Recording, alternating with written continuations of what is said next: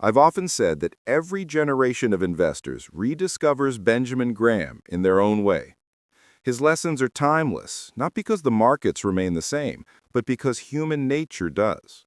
Greed, fear, and impatience still drive prices today, just as they did a century ago.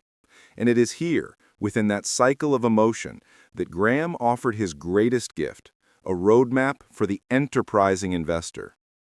Now, Graham believed there were two kinds of investors. The first was the defensive investor, one who sought safety and consistency above all else.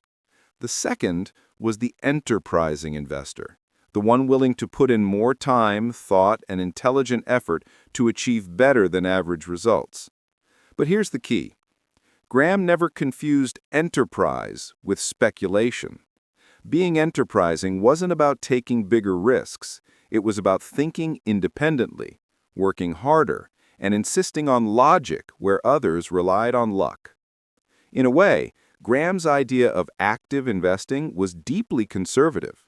He viewed it as an act of discipline, a refusal to be swept away by the market's moods. He once said that investing isn't about beating others at their game, it's about controlling yourself at your own. The five-step strategy we'll explore today lies at the very heart of that mindset.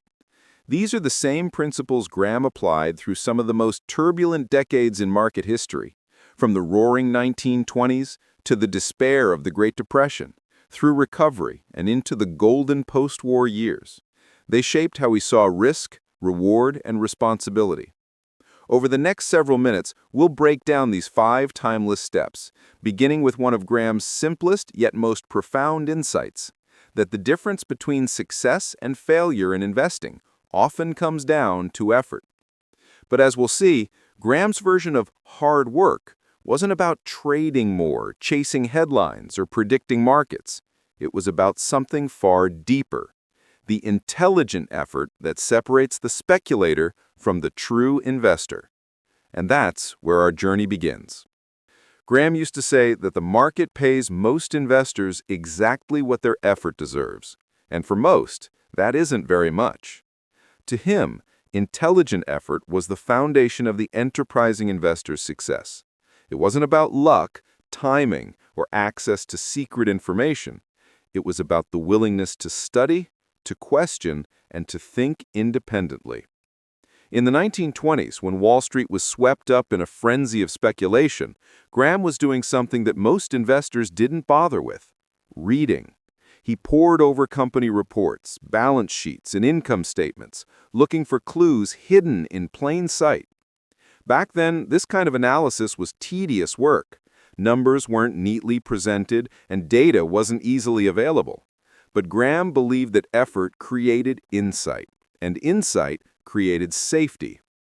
He would later describe those years as an education in the difference between speculation and investment. Speculators were obsessed with price. They asked, "What will it trade for next week?" Graham asked, "What is it worth?" That question, simple, almost childlike, became the anchor of his entire philosophy. There's a story from 1928 that captures his mindset. At the height of the market boom, brokers were bragging about the fortunes they'd made in steel companies, radio stocks, and new industrial ventures. Graham sat quietly, leafing through a company's financial statements.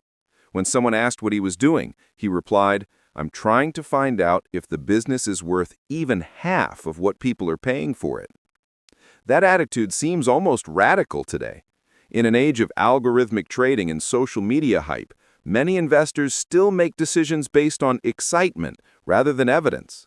Graham would have seen the same pattern, only the tools have changed. Whether it was radio in his time or artificial intelligence today, every generation has its own form of can't-lose optimism. The enterprising investor, Graham believed, uses effort not to outguess the market, but to outthink it. It's about building a process that separates fact from noise. It means learning to read annual reports instead of headlines, and to ask, what's real here? What can be measured? What can go wrong? But even for Graham, effort alone was not enough, because as he soon discovered, you can study every number, every report, and still be blindsided by the one thing no spreadsheet can predict: human nature. And in 1929, when the market collapsed and wiped out fortunes overnight, Graham would learn that lesson the hard way. When the crash of 1929 struck, it was as if the very ground beneath Wall Street gave way. Stocks that had been considered untouchable lost half their value within weeks. Companies once hailed as indestructible giants vanished into bankruptcy. For Graham, who had built his reputation as one of the sharpest analytical minds on the street, the losses were devastating. He wasn't alone, of course. Almost everyone lost money during that collapse. But for Graham, it was more than a financial blow. It was an intellectual reckoning. He had done everything the right way. He'd studied the numbers. He'd avoided the most obvious fads. And still, the storm had destroyed much of what he'd built. In the quiet months that followed, Graham began to rethink everything he believed about investing. He realized that intelligence alone wasn't enough. Even the most careful analysis couldn't predict the future or prevent loss. The market, he saw, was not a machine governed by logic, but a living organism swayed by emotion, hope, and fear. And no investor, no matter how skillful, could ever fully control that. Out of this period of painful reflection came one of his greatest insights: the concept of the margin of safety. To Graham, it was more than a number or a formula. It was a philosophy of protection, a way to recognize the limits of our knowledge and still act wisely. He compared it to engineering. When a bridge is designed to hold 10 tons, it's not built to collapse at 11. It's built to withstand 30. The difference between what it can hold and what it's asked to hold, that's the margin of safety. And Graham believed investing should follow the same principle. He began buying stocks only when their prices were well below their true value, creating a cushion against error. That cushion, that safety margin, was his shield against uncertainty. It acknowledged that mistakes are inevitable, but ruin is not, if you buy with enough room for error. This was a turning point in his life. The painful experience of the Great Depression had transformed his approach from one of confidence to one of humility. It taught him that survival in the market depends not on being right all the time, but on never being wiped out when you're wrong. The idea of the margin of safety became the cornerstone of his teachings. It was the answer to the chaos of the market, a principle so simple yet so profound that it would become the foundation of value investing itself. But to understand how Graham turned that philosophy into practice, we have to look at one of his most famous investments, a quiet little company that perfectly illustrated how logic, patience, and courage could turn fear into fortune. The company was called Northern Pipeline. In the early 1930s, while most investors were still licking their wounds from the crash, Graham stumbled upon its financial statements buried in dusty reports. On the surface, it looked unremarkable, a dull oil transportation company, hardly the kind of business to stir excitement in an age still addicted to speculation. But Graham wasn't searching for excitement. He was searching for value. As he studied the numbers, something caught his eye. The company's stock was trading for far less than the value of its own liquid assets, mainly U.S. government bonds sitting quietly on its balance sheet. In other words, Northern Pipeline was worth more dead than alive. If the company had simply liquidated and distributed its assets, shareholders would have received more money than the stock's market price. To most, this discovery would have seemed too boring to bother with, but to Graham, it was a textbook example of a margin of safety. He purchased the stock at a deep discount, confident that the underlying value gave him protection. And he was right. When the company eventually distributed those excess assets, the market corrected itself, and Graham made a handsome profit. This wasn't luck, it was logic, applied patiently.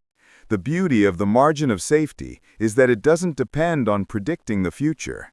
It's about buying so cheaply that even if things go wrong, you still come out ahead, or at least unharmed.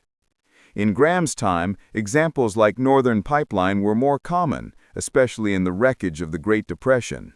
But the principle endures. We see it today whenever investors buy strong companies during panic, when fear drives prices far below intrinsic worth. After the financial crisis of 2008, or even during the pandemic crash of 2020, those who applied Graham's philosophy saw opportunity in despair. What matters isn't the exact decade or the technology on display, it's the mindset. The enterprising investor treats volatility not as a threat, but as an invitation to think clearly when others cannot. Yet even with the protection of a margin of safety, Graham knew that the market would never stop testing the investor's resolve. The market, after all, is a living drama of emotion and illusion, and to navigate it successfully, one must understand its unpredictable personality. That realization led Graham to one of his most brilliant and enduring metaphors, a figure that every serious investor must come to know, and perhaps learn to outwit. He called him Mr. Market. Mr. Market, as Graham described him, is your imaginary business partner. Every day, he knocks on your door and offers to either buy your share of the business or sell you his. Some days, he's wildly optimistic, certain that the future is bright and that every company will soar.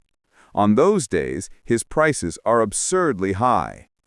Other times, he's consumed by fear, convinced the world is ending, and offers to sell his stake at a ridiculous discount. Now, here's the key. You don't have to listen to him. You don't even have to answer the door. You have the choice to take advantage of his mood swings, buying when he's depressed, selling when he's euphoric, or to simply ignore him altogether. In this simple parable, Graham distilled the psychology of the market.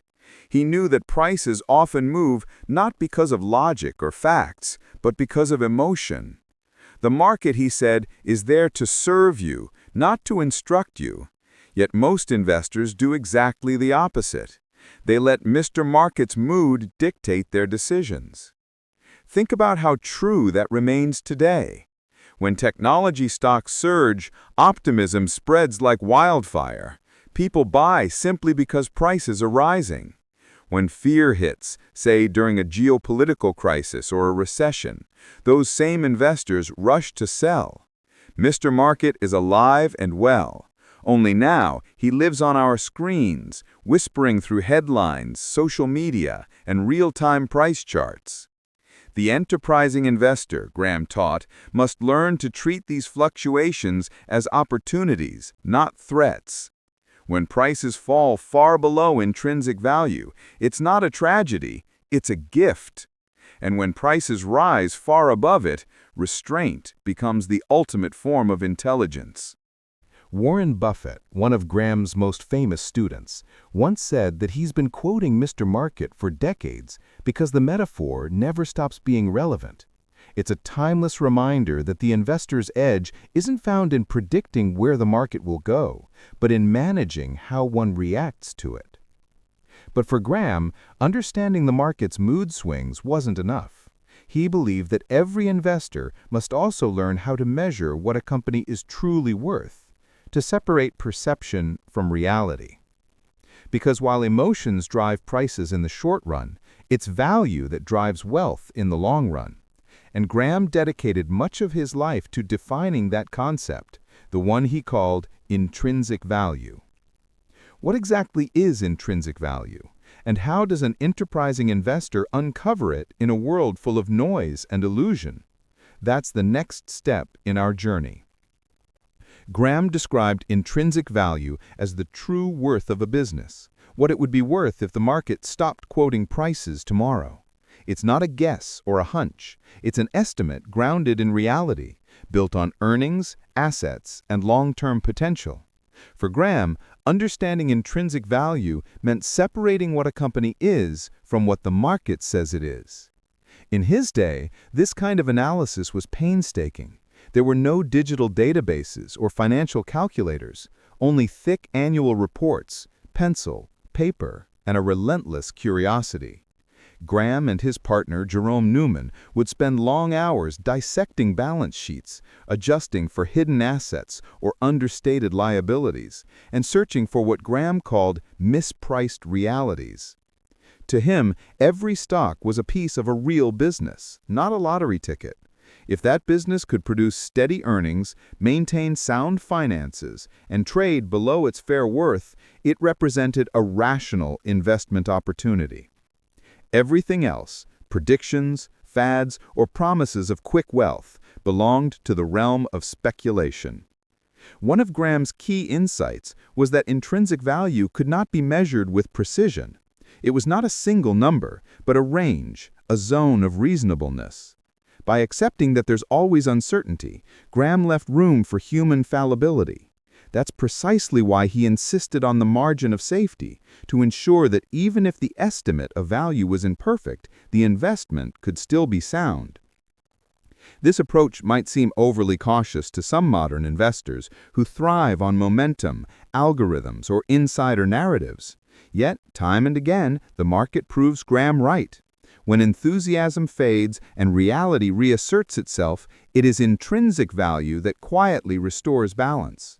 The dot-com crash of 2000, the financial crisis of 2008, and the overvaluations of recent years all tell the same story. Prices may wander, but value always pulls them back to earth. Graham's insistence on this analytical discipline became the heart of value investing. It was less about complex formulas and more about cultivating judgment, learning to look at a company the way a business owner would. How durable are its earnings? How honest is its management? How strong is its balance sheet? These questions never go out of style, no matter how fast markets evolve. But there was something else Graham discovered through decades of experience, something that can't be taught in a textbook or found in an income statement. He came to see that the real challenge of investing wasn't in the numbers at all. It was in the investor's own temperament. Because even the most rational analysis can crumble under the weight of emotion. And in Graham's view, mastering temperament was the final, essential skill that separated the truly enterprising investor from everyone else. Graham often said that investing is not a test of intelligence, but of character. The market, he believed, is a kind of mirror, one that reflects not just prices, but the investor's temperament. And if you don't learn to control what you see in that mirror, it will eventually control you. He observed that the average investor's greatest obstacle wasn't the economy or interest rates or even corporate earnings. It was emotion, fear in falling markets, and greed in rising ones. These forces, Graham noted, cause investors to do the very opposite of what logic demands. They buy when prices are high and sell when they are low. Temperament, then, is the ability to act rationally when everyone else is losing their composure. It's the strength to question the crowd, to think independently, and to wait patiently when nothing seems to be happening. Graham called this the investor's temperament, and he believed it mattered far more than raw intellect. During his lifetime, he witnessed countless examples of this truth. After the crash of 1929, many investors swore never to buy stocks again, scarred by loss and humiliation. But Graham, though humbled, remained steady. He rebuilt, piece by piece, using the same logical principles he had refined. And in the bull market that followed, he prospered once more. Not because he predicted the recovery, but because he refused to be paralyzed by fear. That same discipline guided him later, when markets grew irrationally exuberant again in the post-war boom. While others celebrated easy profits, Graham stayed cautious, always asking the same question: what if I'm wrong? That humility, the constant awareness of uncertainty, became his greatest defense. In our modern markets, temperament is tested more severely than ever. Prices change by the second. News headlines amplify every twitch of sentiment. Social media tempts investors to react instantly, to measure success by the minute. Yet the lesson remains the same. Patience is still the ultimate competitive advantage. To Graham, temperament wasn't just about staying calm. It was about staying principled. It meant refusing to let excitement or despair dictate your actions. It meant recognizing that your emotions are part of the market's machinery, and that the investor who can step outside that machinery gains a power few ever achieve. But there was one more insight Graham offered, one that might surprise many enterprising investors. After decades of studying the market, he realized that even disciplined effort and careful analysis could sometimes lead to overactivity, and that, too, could quietly destroy returns. It was one of his most counterintuitive lessons, that sometimes the smartest thing an investor can do is nothing at all. Graham used to remind his students that the stock market doesn't reward motion, it rewards judgment. He noticed that many investors, even those who understood his principles, fell into the trap of constant activity. They felt compelled to do something, to buy, to sell, to react, as if movement itself was a sign of intelligence. In truth, Graham saw this as one of the most destructive habits in all of investing. He called it the disease of activity, the belief that doing more somehow means achieving more. But in the markets, the opposite is often true. Every trade has a cost, not just in fees or taxes, but in emotional wear and cognitive bias. Every decision exposes the investor to the temptation of second-guessing. And the more one acts, the more one risks mistaking speculation for strategy. Graham preferred what he called decisive inaction. He believed the enterprising investor should work hard in preparation, studying companies, building watch lists, and setting criteria, but act rarely and only when the odds were overwhelmingly favorable. When there was a wide margin of safety, a clear undervaluation, and a logical reason to buy, he moved with conviction. But when opportunities were scarce or uncertain, he waited. He often compared investing to farming. You prepare the soil, plant the seeds, and then you wait. Watering the ground 10 times a day won't make the crops grow faster. In fact, you might drown them. Similarly, overtrading destroys the compounding power of patience. That's why Graham advised investors to focus on preparation, not prediction. The intelligent investor, he wrote, is a realist who sells to optimists and buys from pessimists. To do that successfully, one must be willing to stand still while others run in circles. We can see this lesson echoed in one of his most famous students, Warren Buffett. Buffett often says his favorite holding period is forever. That patience, that willingness to let value reveal itself over time is pure Graham. It's the understanding that wealth in markets comes not from cleverness or complexity, but from disciplined inactivity when there's nothing intelligent to do. And yet, this restraint is perhaps the hardest virtue to practice, especially today. With apps that flash prices every second and pundits shouting predictions every hour, the modern investor lives in an age of noise. But Graham's wisdom cuts through it all. It is not motion that makes your capital work hard. It is reason. It is time. It is patience. That patient discipline became the hallmark of Graham's legacy, a legacy carried on by his students, his readers, and the generations of investors who would rediscover his wisdom in their own turbulent times. Because while the faces of markets change, the human emotions behind them never do. And in that truth lies the final step of our journey. How Graham's philosophy, born in an age of ticker tape and telegraphs, still guides those seeking sanity in today's digital storm. Graham never lived to see the era of algorithmic trading or meme stocks, but I think he would have recognized the psychology immediately.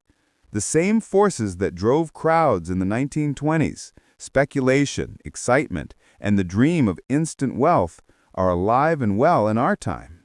The technology has changed, but human nature hasn't. And that is precisely why Graham's 5-step strategy for the enterprising investor remains so timeless. Because at its core, it isn't about financial engineering, it's about human behavior. Let's bring it all together. The first step was intelligent effort. The idea that true investing success comes not from speed or luck, but from disciplined, thoughtful work. That means reading reports, understanding businesses, and making decisions grounded in evidence rather than emotion. The second step was sound valuation, learning to measure worth independent of market mood. Graham's margin of safety isn't an outdated relic. It's a mathematical expression of humility. It's what protects you when the market decides to test your patience. The third step was diversification with purpose, spreading risk not for its own sake, but as an acknowledgement that no one, not even Graham himself, could foresee every outcome. It's a principle that reminds us that investing is not about being right all the time. It's about surviving the times you're wrong. The fourth and final step was mastering temperament, recognizing that your greatest enemy in investing stares back at you from the mirror. Emotional control, patience, and rationality aren't luxuries. They are the very foundation of sustainable wealth. And the fifth and final step was decisive inaction, the courage to wait, to sit on your hands, and to act only when opportunity is clear and undeniable. In a world addicted to motion, doing nothing can be the hardest, yet smartest, move of all. When you weave these 5 steps together, you arrive at something profound, a philosophy of capital stewardship that transcends markets and decades. Graham didn't teach people how to gamble better. He taught them how to think better, how to protect themselves from the illusions of the crowd, and how to make their capital and their character work in harmony. And if there is one final insight to leave with, it's this: Graham never promised certainty. What he offered instead was clarity, a way to think clearly in a world that thrives on confusion. Today's investors face a torrent of information, flashing screens and conflicting advice. Yet amid that noise, Graham's voice still whispers the same enduring truth. You are neither right nor wrong because the crowd disagrees with you. You are right because your facts are right and your reasoning is right. That's the essence of the enterprising investor's path: to make your capital work hard, not through haste, but through wisdom, not through risk, but through reason. So as we close, remember this: the principles that guided Graham through the crash of 1929, the recovery of the 1930s, and the booms of the post-war years still apply in our time. Markets will change, technology will evolve, but human nature and the need for intelligent, disciplined investing will remain. In the end, Graham didn't just teach people how to invest. He taught them how to think, how to act, and above all, how to remain calm when the world around them forgets how. And perhaps that's the greatest lesson of all, that true investing, in every generation, is less about finding opportunities and more about becoming the kind of person who can recognize them when they appear. Because that, more than any stock or system, is what makes your capital truly work hard. In the years since Graham first shared his philosophy, countless investors have tried to improve upon it, to modernize, to optimize, to automate. Yet when markets fall or bubbles burst, they often return to the same principles he laid down nearly a century ago. That alone tells us something powerful. Graham's ideas endure not because they are clever, but because they are true. They speak to something permanent in both markets and men, the need for discipline in a world driven by desire. Consider this. In 1932, when stock prices had collapsed by nearly 90%, panic filled Wall Street. Headlines screamed that capitalism itself might be dying. Yet Graham looked at the same data and saw something very different: value. He saw sound companies trading for less than the cash they held on their balance sheets. While others fled, he quietly bought. Not because he was fearless, but because his reasoning was sound. He had trained himself to see through emotion and focus on facts. That mindset, rational, independent, and patient, is what defines the true enterprising investor. Even today, the most successful long-term investors echo his principles, whether they realize it or not. They seek margin of safety. They think in decades rather than days, and they refuse to let market noise dictate their strategy. And yet, Graham's message wasn't just about money. At its heart, it was about character. He believed investing was an extension of moral discipline, that the market rewards not just intelligence, but integrity, humility, and patience. The investor's chief problem, and even his worst enemy, likely to be himself. That line, simple as it sounds, remains one of the most important sentences ever written about finance. It captures why Graham's lessons feel so human, so enduring. He wasn't just teaching how to value a stock. He was teaching how to value judgment, caution, and reason. As I reflect on his work today, I'm reminded that the enterprising investor's journey is not about finding the next big thing. It's about becoming a steward of capital, not a gambler of it. It's about taking responsibility for every decision, every dollar, and every moment of emotion that influences your choices. And when you embrace that mindset, when you combine intelligence with discipline, analysis with patience, and confidence with humility, something extraordinary happens. You begin to separate yourself from the crowd. You stop reacting to the market and start understanding it. That is what Graham meant by making your capital work hard. Not by forcing it to chase returns, but by giving it the structure, protection, and time to grow intelligently. So as we close this lesson, remember, being an enterprising investor isn't about having more money or access or information. It's about having more clarity. It's about the willingness to learn, to think, and to act when others are paralyzed by doubt or swept away by euphoria. Benjamin Graham may have lived in another century, but his wisdom belongs to every one of us who seeks to invest with purpose. Because in every age, the investor who combines reason with patience and courage with discipline will always, in the end, make their capital work the hardest. And that is the timeless power of value investing, the art of thinking clearly, acting calmly, and prospering quietly, just as Graham taught.